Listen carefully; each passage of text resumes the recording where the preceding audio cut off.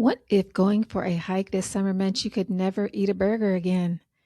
Or worse, what if a single bug bite triggered a life threatening allergic reaction while you were sleeping? This is not hypothetical. That's the reality for tens of thousands of Americans right now. And this summer, doctors are warning it's only going to get worse. Welcome back. Today, we're talking about the 2026 tick invasion and what it means for you and your family. And most importantly, exactly how to protect yourself from Lyme disease and a terrifying condition called alpha gal syndrome that most people have never even heard of. Stay with me. This could be genuinely life saving.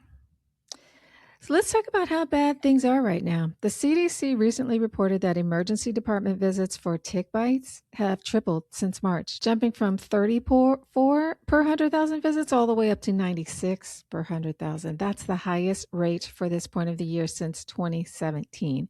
In Connecticut, researchers found that 40% of submitted ticks tested positive for the bacteria that causes Lyme disease, 4 out of 10. That's not a fringe statistic, that's a crisis. And if you're on social media, you're seeing tick stuff everywhere. I am. So, why is this happening?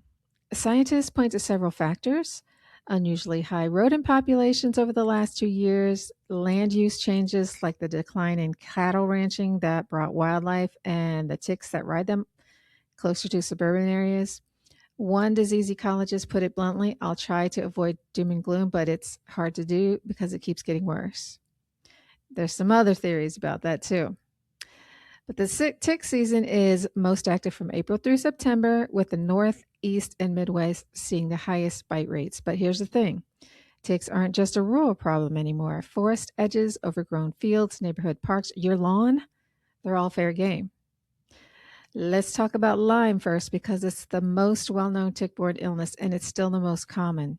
Lyme disease is caused by a bacteria that's transmitted by the black-legged tick, also known as a deer tick. So early symptoms include fever, chills, headache, fatigue, muscle and joint pain. In about 70 to 80% of cases, there's a telltale bullseye rash around the bite site. Here's what most people don't know. The tick typically needs to be attached for at least 36 hours to transmit Lyme disease. So they say. There's some dispute about that. And this is why early tick checks are so powerful. If you catch and remove a tick within 48 hours, some say your risk drops dramatically. If you do find an engorged tick that's been attached, talk to your doctor immediately. A single preventative dose of the antibiotic doxycycline given within 72 hours of removing a tick can significantly reduce your risk of developing Lyme disease. That is no joke. And if you develop that bullseye rash, a fever, or joint pain after the tick bite, don't wait. Get tested. Lyme is treatable, especially when caught early. Now, I want to spend some real time on the alpha gal syndrome because this is a condition that's flying under the radar and it's spreading fast. Alpha gal syndrome is an allergic reaction to red meat and other mammalian products triggered by the bite of the Lone Star tick. It's unlike any allergy you've ever encountered before, and here's why it's so dangerous and so easy to miss. The reaction doesn't happen right away. Unlike a peanut allergy that kicks in within minutes, alpha gal reactions are delayed, typically 2 to 6 hours after a person eats something that triggers it. So you eat a burger in the afternoon at a barbecue, go to bed, and wake up with 2 a.m. with anaphylaxis, or you don't wake up at all. That's not a hypothetical scenario. In November 2025, researchers published a case report about a 47-year-old airline pilot who died after an evening allergic reaction to a hamburger that he'd eaten at an afternoon barbecue. Because of that delay, cases and even deaths have gone undetected for years. The CDC has flagged a significant lack of data because reporting is inconsistent across states.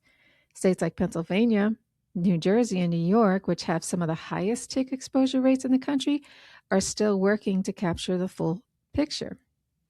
The Lone Star tick is spreading rapidly and is now found throughout the Southeast, Midwest, and increasingly into the Northeast. Symptoms of alpha gal syndrome include hives, stomach cramps, vomiting, diarrhea, shortness of breath, a drop in blood pressure, and in severe cases, full anaphylaxis. And your triggers can not just include red meat, it can also be dairy, gelatin, or even certain medications that contain mammalian derived ingredients. So if you've been bitten by a tick and now find yourself getting sick hours after eating meat, tell your doctor specifically about tick exposure. Ask for an alpha gal antibody blood test, or if you're even sensitive to meat, ask for alpha gal antibody blood test. Many doctors are still unfamiliar with this condition, and you may need to advocate for yourself. Okay, here's the empowering part, because there's a lot you can do. So let's build your tick defense plan right now. The single most powerful tool is by treating your clothing with permethrin. Permethrin is a synthetic insecticide approved by the EPA and recommended by the CDC. So you treat your outer clothing, shoes, and gear, so not your skin, and it remains effective through several washings. Research from the University of Rhode Island found that people wearing permethrin-treated shoes were 73 times less likely to be bitten by a tick than those wearing untreated footwear. 73 times. Or you can buy pre-treated clothing or treat your own with a permethrin spray. Just keep it away from cats, as permethrin is toxic to them.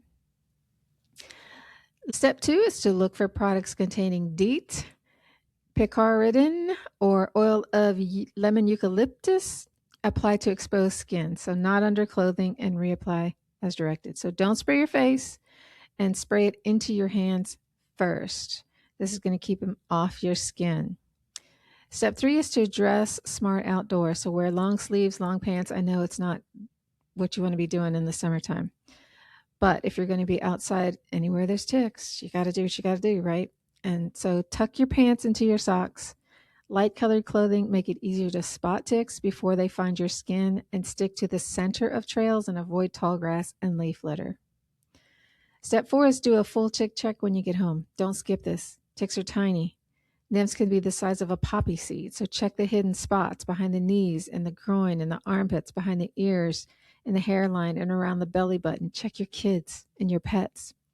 And throw your clothes in the dryer on high heat for 10 minutes. That kills any ticks that hitched a ride. If clothes are damp, wash in hot water first. If you have a tick, use fine-tipped tweezers. Grasp the tick as close to the skin as possible and pull upward with steady, even pressure. No twisting, no jerking. Don't use petroleum jelly, nail polish, or heat. They have these other little things that kind of like, you can put it against your skin and it kind of shaves them off. You put there's a little hole, and you put that on top of the tick and then pull across, and then that gets them out real clean too. So you want to clean the bite area with rubbing alcohol, and then save the tick in a sealed bag or container to take to the doctor's office with you. Some labs offer tick testing services. And then the last thing is to watch for symptoms. So after any tick bite, monitor for fever, chills, rash, joint pain, not just that day, but for weeks to come. And remember, if you develop a reaction to meat hours after eating it, think alpha-gal and get tested. Ticks are tiny. The diseases they carry are not, but knowledge is protection, and you've got it now. If you found this video helpful, please share it. Your neighbors, your hiking buddy, your family at the summer cookout, everyone needs to know about alpha-gal and Lyme this season. So drop your questions and comments. I read every single one. And don't forget to subscribe so that you don't miss our next video. Stay safe out there. Do your tick checks, and I'll see you in the next one.